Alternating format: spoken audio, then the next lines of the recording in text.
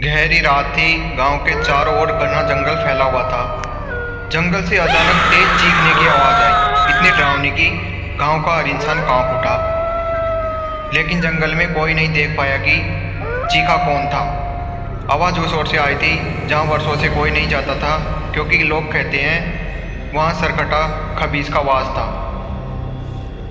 गांव की पुरानी कहानियों में अक्सर सरकटा खबीज का जिक्र होता था। कहते हैं जब कोई रात के समय उस जंगल में प्रवेश करता है तो उसका सिर काटकर खबीज अपने पास रख लेता है। लोग डरते थे और उस खौफनाक जगह से दूर रहना ही बेहतर समझते थे।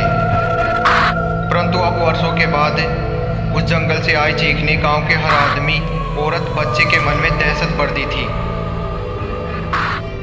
रमेश, जो एक पत्रकार था, इन कहानियों पर विश्वास नहीं करता था।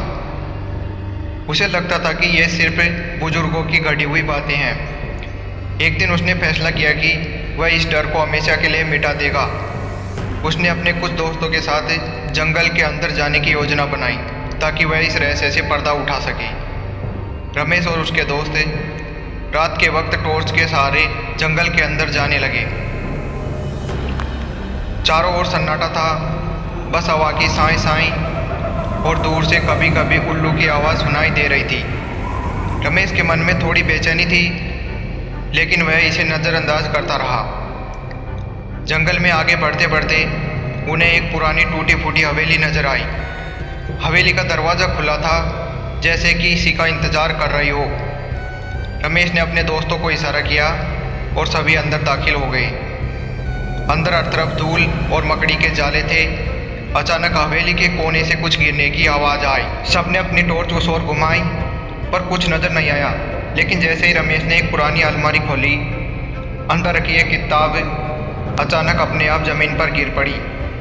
किताब के गिरते ही हवेली के दरवाज़ों पर किसी के कुरुचने की आवाज़ आने लगी। दरवाज़ों पर गहरे निशान उभरने लगे, जैसे किसी ने उसे नाखूनों से खींचा हो। रमेश ने जल्दी से किताब उठाई और उसमें लिखा था, जो इस जंगल में आएगा उसका सिर वापस नहीं जाएगा। इतने में रमेश के एक दोस्त ने चिल्लाते हुए कहा, रमेश देखो। रमेश ने मुड़कर देखा, उसके दोस्त का चेहरा सफ़ेद पड़ गया था और उसकी अंगुलियां हवा में किसी अदृश्य चीज़ को महसूस कर रही थी। अचानक एक तेज हवा का झोंका आया और रमेश के सामने उसका दोस्त हवा में उठ गया। उसकी चीख गूंज रही थी और अचानक उसके सिर के पास कुछ चमका।